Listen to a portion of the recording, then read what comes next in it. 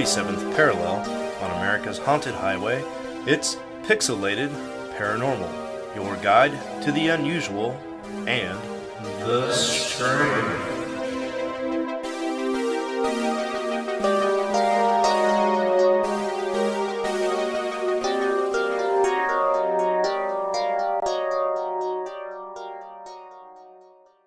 Hey, what's up, everybody?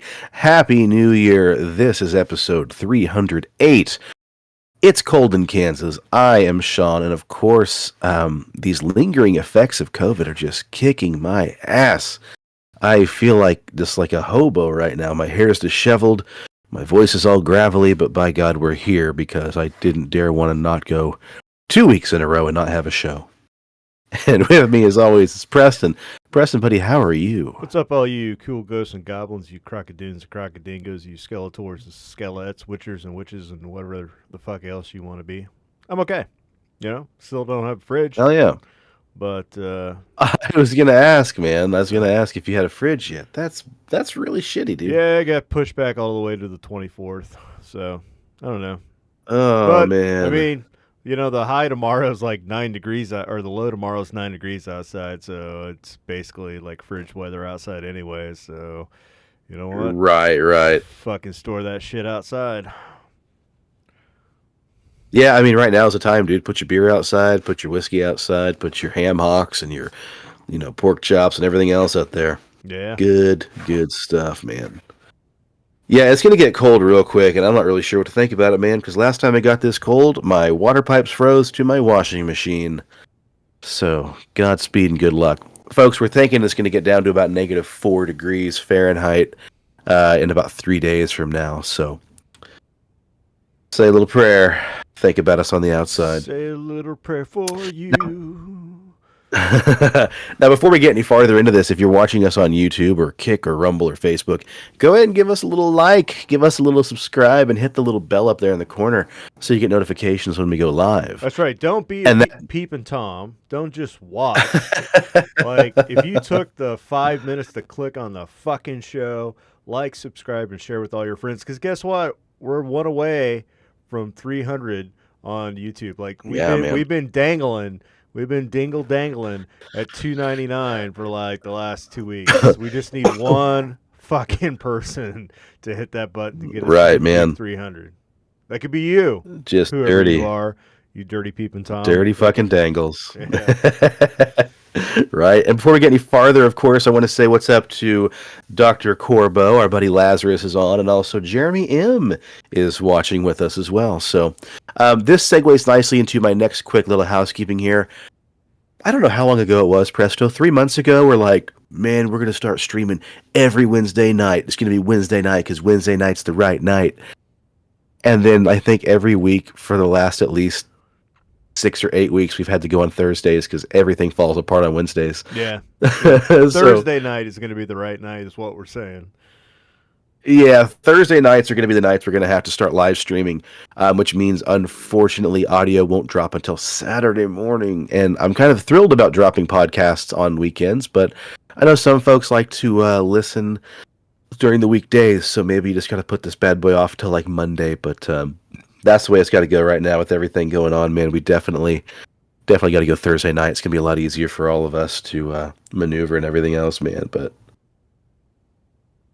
well, the good news is, even though I feel like hot garbage, we still have a fun episode for everybody. We're back for the first episode 2024, and we got some pretty fun stuff. On the episode, with the temperatures rapidly dropping here in Kansas, we decided we're going to dive into the weird and frigid, even oftentimes overlooked world of winter monsters. And we've talked about Santa Claus and Krampus, or Belschnickel, all those guys a couple different times here. We even dived into the weird realm of winter Yōkai, but yet there's still tons of other interesting monsters for us to chat about. So we're going to talk about other winter monsters that we haven't scratched the surface of yet. And big news flash, it's going to be a two-parter, because after we were diving into here, we had a list of about 7 or 8 creatures, and I quickly realized this could turn into a very long episode, and I don't think that my lungs are going to let me go more than about half an hour. So We got 4 really interesting creatures to talk about. We're not going to waste any more time. Presto, you ever heard about the old Chinu, the cannibalistic ice giant? Lay it on me, baby. Lay it on me. Awesome, man. So the Chinu is a fascinating creature from the folklore of the indigenous tribes of northeastern United States and eastern Canada, particularly around the Wabanaki people. Now, often compared to the likes of trolls or giants or even the Wendigo, the Chinu is a really strange creature that's wrapped in mystery and also a couple life lessons, because that's what folklore does. The Chinu is often described as a giant human-like monster, except it also has really bad hygiene. Yeah, this guy stinks, man. Move over, swamp slob.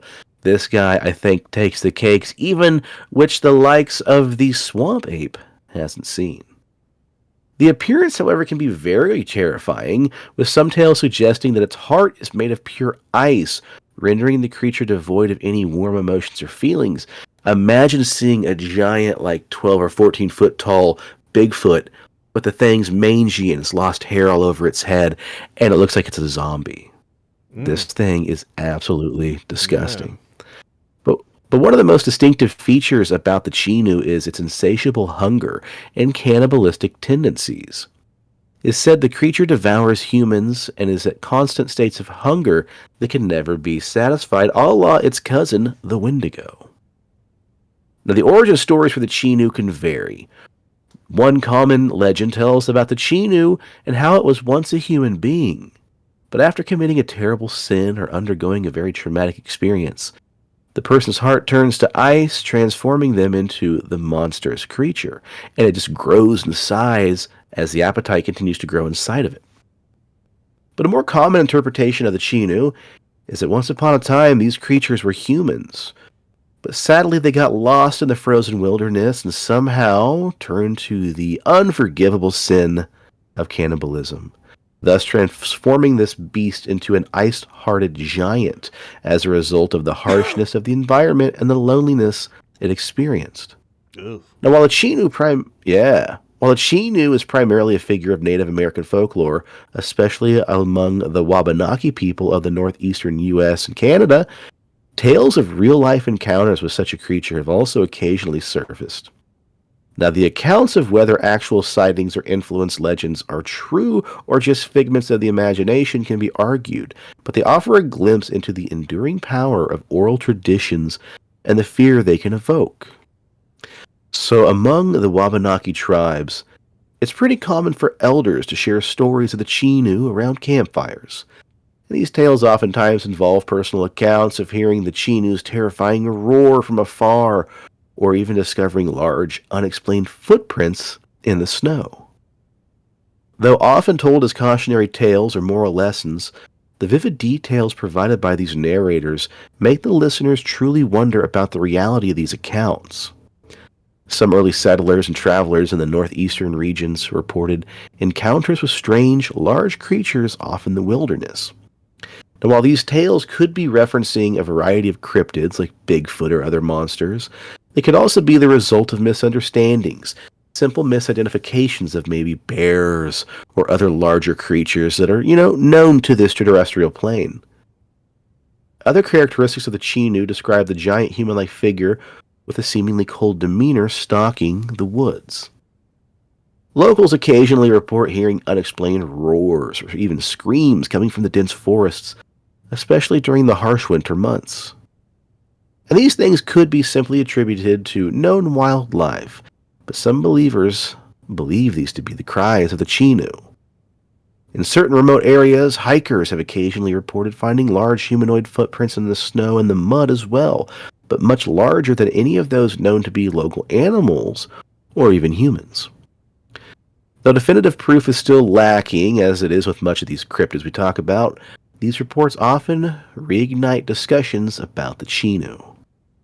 So what do you do if you find yourself face to face with one of these uncounted giant cannibals? They're stalking you in the snowy underbelly of Canada. What's a person to do, Preston? Undress and spread them cheeks. Come on, baby. I mean, that's one approach, right? Yeah. Unlike most other evil creatures, Though a Chinu can return to its human form, you have to do this by either extracting the heart or being thrown up by the Chinu itself. That's right, Presto. You got to do the Kali Ma, reach in there and grab the heart and pull it out of this giant frozen beast. Or you have to be right. Or you have to be devoured and hopefully not chewed up completely by this thing, and then somehow tickle its uvula and have it puke you back up, and that act itself can cause this thing back to turn back into a human. I bet you, 3 pepperoni pizzas, you can't swallow me whole, motherfucker. And then you're in his stomach, and you just stick that arm, and be like, tickle, tickle.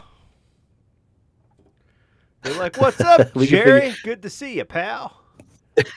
Old Jerry. Man, 3 pepperoni pizzas, huh? Oh, good stuff. Any way you go about it, the icy heart must be destroyed by being completely melted. So I think even if you get puked back up, maybe it gives you some kind of secret power. But no matter what, at the end of the day, you got to destroy this thing's frozen heart. But if you do that, it turns back into a human. So the lesson here, Preston, is don't fucking eat people. Yeah. Just like the Wendigo.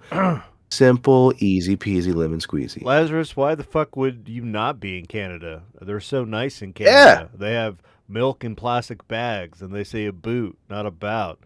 They have, hardcore maple syrup.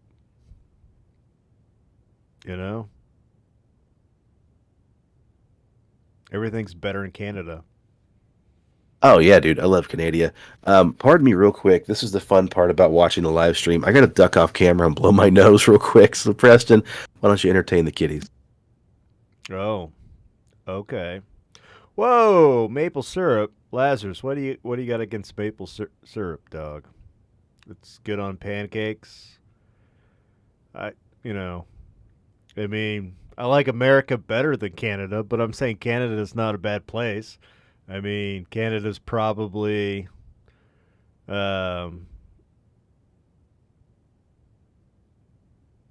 please turn up Preston's audio by 25%. Well, let's just see what's going on here.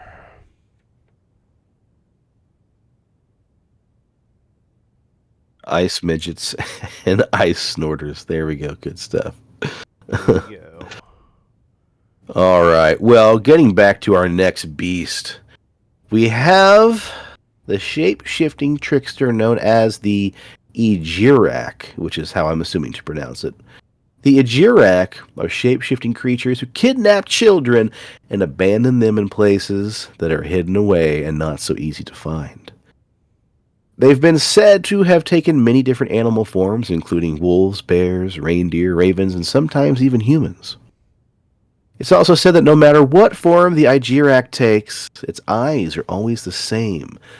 The one way of identifying these creatures is that their piercing red eyes tend to blink horizontally. Isn't that kind of strange, Presto? Yes. The only way to identify this thing is if it comes upon you, whether it be a wolf, raven, or a bear, and it blinks at you and the eyes close up vertically.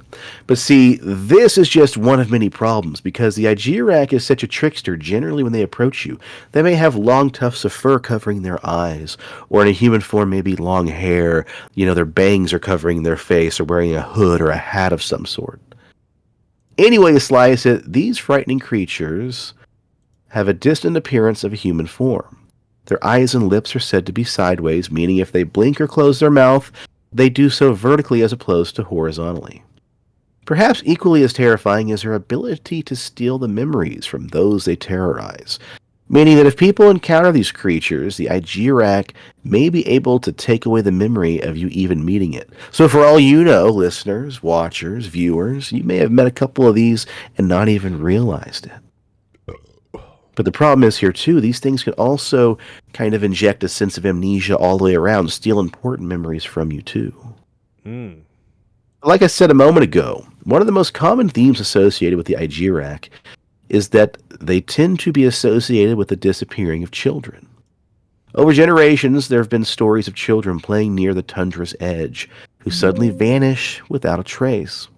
When search parties fail to locate them, the Igerak are often blamed, so this could be yet another explanation to potentially that missing 411 mystery. The Igeraks are said to lure children far away from their villages, where these creatures will either abandon them, hide them, or simply eat the bastard children. But in the event the children are spared as a meal, perhaps what's even more cruel is that the children will then never be able to find their way home because these creatures take them out into the middle of nowhere and drop them off without any breadcrumbs or footprints to trace their way back.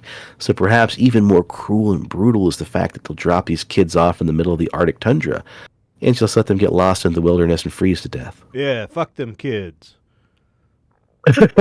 Right. Several Inuit hunters have narrated tales of spotting a human-like figure off in the distance while out on the tundra.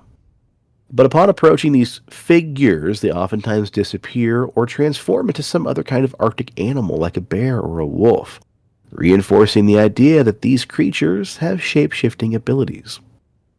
Some accounts speak of hearing whispers and children's laughter while travelers in the Arctic make their way across the expanse, often when there's no one around, and others claim to even hear disembodied whistling trailing across the Arctic wind. The Igerak mainly dwell in the Arctic rainforest, but they're also believed to hunt through the entire Arctic region, awaiting travelers who pass by the woods on their lonesome before launching an all-out onslaught. These things are also very territorial and don't like people snooping around their lairs. If a human were to be near their home, the person suddenly feels confused and disoriented, getting turned around and quickly forgetting where they are and what they were doing. This tactic ensures the evil Igerak protect their stomping grounds to never be discovered. It's almost like the Tikbalang, right? Yeah. That Filipino creature we talked about? Yeah. Interesting. One specific tale, though, tells of an encounter of an Ngakuk, Inuit shaman, that he had with the Igerak. Whilst traveling alone in the snowstorm one evening, the shaman became surrounded by the Igerak, who were intimidating, with their glowing red eyes staring, sending shivers down his spine. The shaman convinced them that he was no real threat, but refused their offer when they asked him to drop down and join their forces, surrender his soul and become one of them. This only angered the Igerak, who then attacked the shaman and physically overbore him into subdued. He subdued. The shaman fought back with the help of his friendly spirits, however, but this was still futile, and soon he was left unconscious and was carried to the home of the Igerak. While there, the creature saw a better side of the shaman, however, as one of the females agreed to free him on the basis that she could see him again. So being a quick thinker, the shaman said, "Hold on a second, baby. If you let me go, I swear, mama, I'll come back every single weekend." Yeah. So she said, "Yeah, this guy can be trusted," and she let him go. But the shaman returned home having no memory of what he'd encountered earlier that day. The effects slowly wore in and wore out, and soon he had little recollection of the entire event. The Igerak haunted the shaman for the rest of his days, and then, when he's on his deathbed, he remembered vividly the experience that he had. See, it all came flooding back. And after they returned to revel in his mortal pain, he then agreed to join the creatures instead of going to heaven. It is because of this that many believe the Igerak to be the spirits of recently deceased folk, some kind of strange harbinger that just kind of, stalks and, goes across this Arctic land like a ghost. Kind of reminds me of that Mary Lute. The only hope for surviving such an evil encounter is listening closely. See, when the Igerak arrives, there's a human-like whistling to be heard. Yet there's no source for the whistle before you see the creature. So if you hear this upon meeting somebody new for the first time, it's a good sign to run, because it could possibly be one of these shape-shifting creatures looking for its next tasty meal. So in short, folks, the lesson here to learn is if you meet somebody and can't figure out where this whistling noise is coming from, you look around, there's no kindly old man, and the person approaching you in the hood covering their eyeballs isn't whistling themselves, you need to turn, heel, and run. Oh my. Presto, what do you got for me, buddy? Yeah, you got a good one here. Yeah, I got the Knuckle of the Ever I like Necleve. That sounds good. Necleve. Welcome to the chilling world of the Orkney Islands, where the Necleve, a creature straight out of your worst nightmare, roams the winter landscape. Picture this: a sea-dwelling monster with a side gig as a land explorer. Talk about a creature with a diverse skill set. But fear not, friends, for during the summer, the creature, during the summer, the Mither OC, or the Mother of the Sea, keeps the beast at bay, like a strict lifeguard for the tempestuous ocean. However, come winter, all bets are off, and chaos reigns supreme. Well, at least until it starts raining, because apparently this terrifying creature has a fear of showers. Who knew? Now, What? yeah, let's dive into the juicy details of this nightmare-inducing entity. The Orcadians, bless their hearts, believe that this creature, until at least the 19th century, or believed in this creature until at least the 19th century. Can you imagine the effect it had on their holiday spirit? According to tradition, those brave enough to claim they've seen it, the Necleve is described as a man-like creature, but with a single red eye, a mouth big enough to swallow a small village, and absolutely no skin. So it's kind of like a, like a Hellraiser, like when the Deadites or the The Cenobites. Cenobites, it's like it's just like blood and sinew and all that gross shit. It's just floating around. It's moist. It's a moist skin monster, is what I'm saying. Moister than an oyster. Yeah. Ugh. Its sinewy arms hang down to the ground, making it the ultimate contender for the limbo champion of the monster world. And just when you thought it couldn't get any worse, it sometimes rides a horse-like monster that's equally as skinless and terrifying. It's like a twisted equestrian nightmare. Some accounts even describe a monster's hybrid, like a centaur from your worst dreams. Imagine a man-like torso growing out of the back of a horse, fused together like a bizarre creature combo. Talk about a chiropractor's worst nightmare. While the monster... It's a cat dog. Yeah, a cat dog. While the monster may be at its most powerful in the winter, don't let your guard down during the other seasons. If crops fail, animals fall ill, or accidents happen, guess who's to blame? You've got it, the Necleve. It's like the ultimate scapegoat for all things that go wrong. Poor little guy always gets the blame for life's little mishap. Man. Like everything else in folklore. Oh, your kids went missing because they fell off the edge of the fucking world because you let them play in the Arctic tundra? It was the Necleve. Yeah, it must... Yeah, right. Bastards. Okay, so now let's talk about the Orcadians and their kelp obsession. They had this peculiar habit of drying kelp from the sea and using it for all sorts of things. Not only did they use it like fertilizer, but they also burned it and used the ash for glass and soap making. But here's the kicker. The Necleve absolutely despised the smell of burning kelp, so it's like the monster's version of a scented candle gone wrong. In retaliation, the Necleve would sometimes unleash a deadly disease that would wipe out horses. Like, shit, dude. Like, what did Nelly ever do to you? But what's even more amusing... Yeah, no kidding, man. Despite the Necleve's rage, the Orcadians continued burning kelp like nobody's business. They were like, hey, monster, we're going to keep burning this shit, and there's nothing you can do about it. It's like a rebellious teenager defying their parents, except in this case, perhaps are as terrifying horse-human hybrids. And then let's dive into the story of Tomas, the brave or maybe slightly intoxicated man who claimed to have countered the Necleve.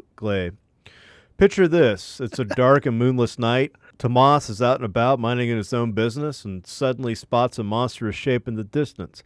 As it gets closer, he realizes it's none other than the fearsome Necleve. And let me tell you, this creature was a sight to behold, a horse-human hybrid, skinless, with one eye, and a terrifying air about it. Whew!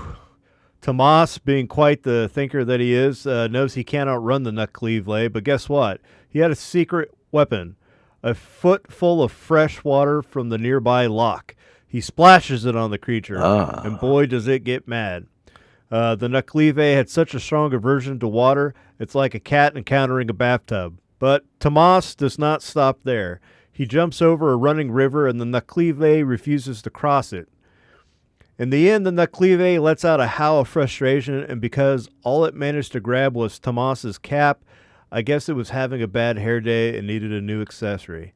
Now, the question remains, did Tomas really see the Naklive, or was he just a little too fond of the local brew? And if he was spinning a tall tale, why bother when he didn't even want to talk about it in the first place? Well, maybe Tomas genuinely believed he encountered the Naklive, or maybe, just maybe, it was just an angry man on horseback. But hey, who doesn't love a good mystery? So, my friends, the next time you find yourself on the Orkney Islands, keep an eye out for the Naklive, and remember, if it starts raining, you're safe from its terrifying presence. Just don't forget your umbrella. What in the Doctor Who is that, man? Yeah. It's amazing. I think that thing's uglier than hell, dude. I think it needs to be the new Cenobite. I think that if they do another Hellraiser, that needs to be it. Like, it needs to be in its half horse, half human, skinless, moist form, just with its sinew and blood vessels and all that crap. Does it have a dingle? It almost reminds me. We don't know, but it's got meat. Boy, does it have meat. It may have two dingles, but they're attached at the heads. So it's kind of this weird, like that thing you used to get when you were little. It was like a tube of jelly, and you could just like go back and forth, and it would just kind of like slide back and forth in your palm. Yeah, kind of like an inside-out fleshlight. Yeah, that's what I imagine it's got. Also, the Naklive reminds me of the Jotun. You know what I'm talking about? No. Okay, we'll have to talk about that again on another episode. It was a creature from Norse mythology. Norse mythology. That's a tough one to say. Well, let's wrap her up, shall we? I saved the best for last here, possibly. What about the old Mahaha the Tickler? That's right. Yeah, never Mahaha heard the Tickler. Mahaha. Me neither. Yeah. And the episode fades to black. That's it. That's all we got, folks. Finally, we right. That's the best you're getting when we finish 2024. He's right. Hey, man, I'm hopped up on medicine and a fever and God knows what else. Yeah.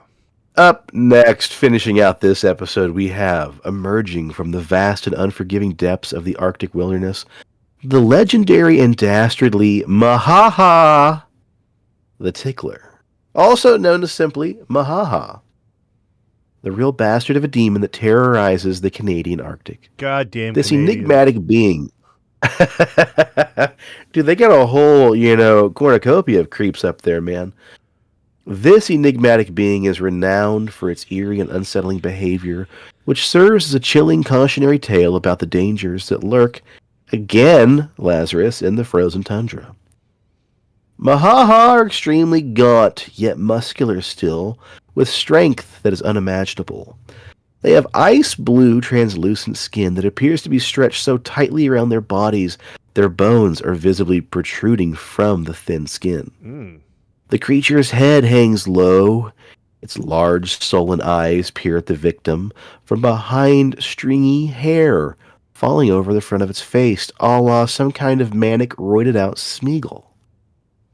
Now, paradoxically, though, encounters with the Mahaha quickly turn from whimsy to malevolent, with its curious behavior taking unsuspecting travelers on a journey from laughter to sheer terror.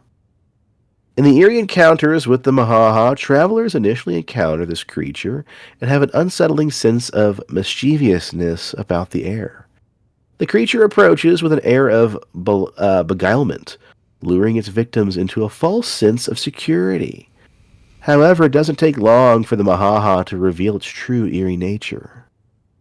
See, once in its proximity, you'll notice the Mahaha unleashes a strange and disconcerting power. First of all, it starts giggling uncontrollably.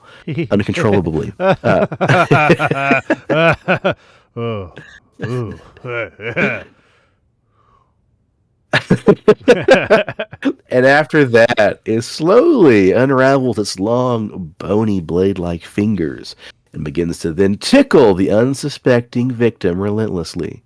This tickling, though, seems harmless at first, I mean, I inducing I uncontrollable... like a good tickle. I mean, bring it on, bitch. Yeah, tickle me, right? The tickling seems harmless at first, inducing uncontrollable and maniacal laughter as if the icy fingers of the Arctic itself were playing a cruel jest. But then the laughter soon becomes increasingly unsettling as the victim's mirth soon turns into distress. See, the Mahaha is always smiling and giggling as if it is... Hold on a second. Oh, sorry, folks. The Mahaha is always smiling and giggling as if it thoroughly enjoys the torture of the victims and immediately becomes giddy each time it discovers a new one. The monster has inhumanely long fingernails that resemble knives, and it's with those knives that the Mahaha suddenly tickles the victim to death. But how, you might ask? Well, this thing doesn't necessarily tickle the unsuspecting victim in the way that you think, but instead, it actually merely starts tickling, innocently enough. Then soon, the blades of the fingernails elongate, and it begins shredding the victim into pieces, bit by bloody bit.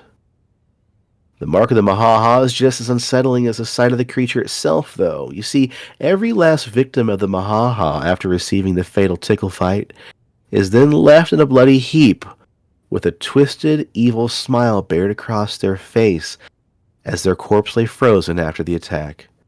The sight of the victim alone is not enough to strike fear into the hearts of generations lost long ago, so we still have to have the cautionary tale.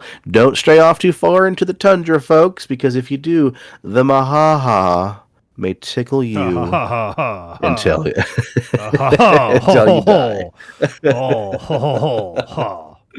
Oh, man. Oh, buddy, the improv is its finest tonight. Well, there we go, folks. Just a little teaser, a little taster. On our next episode, I've got at least 4 other really strange creatures, including a frozen chupacabra. But I also got a whole slew of news stories that I didn't want to cover tonight because I didn't want to die of a coughing fit. Anyway, man, I've been talking about mucus so much. I've got ads on YouTube now for Mucinex. Interesting stuff. Good stuff. Well, Preston, what do you got, buddy? Oh, sorry. Hold on a second. Yeah. I usually have a header there in our notes. Okay, cool. All right, with that, guys, that is the end of the episode. We want to thank you guys for joining us and for watching. Jeremy M., welcome, buddy. We hope you enjoyed yourself. Fire Pixie Lazarus, thanks for joining us as always. If you're on social media, please give us a follow. We are on Instagram at PXL Paranormal. On Facebook, we are the Pixelated Paranormal Podcast.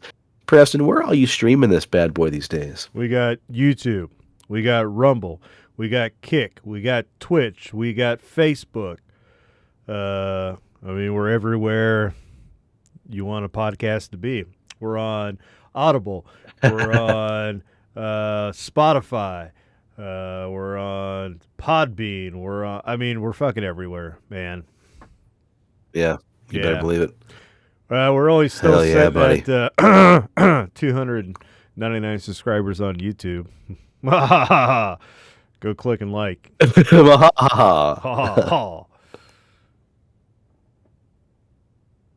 not too bad. We'll get there. We'll get there soon. Before the end of the month, buddy. We'll have it. All right, cool. Well, what else you got for me, pal? Well, ladies and gentlemen, brace yourself for the most epic beard experience of the century. Get ready to unleash the power of Big Dob's Beard Bomb 2.0, where beard butter makes everything better. Winter is here, folks, and you know what that means. It's time to protect your face fortress from the icy winds and the Wendigo monsters lurking in the shadows. But fear not, because Big Dob's Beard Bomb 2.0 has got your back, or rather, has your beard. Picture this. You're strolling down the frozen streets, your beard glistening with the power of Big Dob's Beard Bomb 2.0. Minty freshness. The cold weather tries to freeze your face, but your beard stands tall, defying the elements like a fearless warrior. And here's the best part. Our exclusive promo code PXLPARA you can get a whopping 20% off your order. That's right, 20% off to keep your beard game strong and your wallet happy. But wait, there's more, because there always is. Not only would Big Dob's Beard Balm 2.0 protect your face from the cold, but it would also make you smell like a mighty legend. Imagine the envy of everyone around you as they catch a whiff of the irresistible mint scent. You'll be the talk of town, my friend, the talk of the town. So don't let the winter blues get you down. Embrace the power of Big Dob's Beard Balm 2.0 and conquer the cold with style. Remember, use promo code PXLPARA for 20% off your order. Your beard will thank you, and so will your wallet. Big Dob's Beard Balm 2.0, because beard butter makes everything better. Get yours today and become the bearded legend you were born to be. Hot damn. Oh, good stuff, buddy. Good stuff. Hey, Cool. Fire Pixie, you're right. Bush butter. I mean, why not? You can use it on your face. You can use it in other places. We don't care. Just go and get it. Yeah, we're not judging, man. Yeah. We're not judging at all. If you're in the Wichita area, please stop by, see our friends over at Paranormal Egg Experience Food Truck and Paranormal.cafe. And in the Wichita area, stop by and see Leslie and the rest of the gang over at CD Trade Post Pawnee and Seneca. All right, well, that about does it, folks. Sorry about the short episode. We'll make it up next time. But I'm going to raise this giant mug of water to all of you and say cheers to the weird shit in the world, and those of us who love to talk about it. And stay spooky and stay on the paranormal highway. The cast at Pixelated Paranormal would like to thank you for listening to this week's episode. Pixelated Paranormal is here to tell you tales of the fantastical, the strange, the unknown. Tales that will move you a little further down the paranormal highway. If you'd like to share your own listener story, we would love to hear it. Email us at pixelatedparanormal@gmail.com. Again, that's pixelatedparanormal@gmail.com. We'd really love to hear from you. Again, thanks for listening to this week's episode of Pixelated Paranormal, your guide to the unusual and the strange.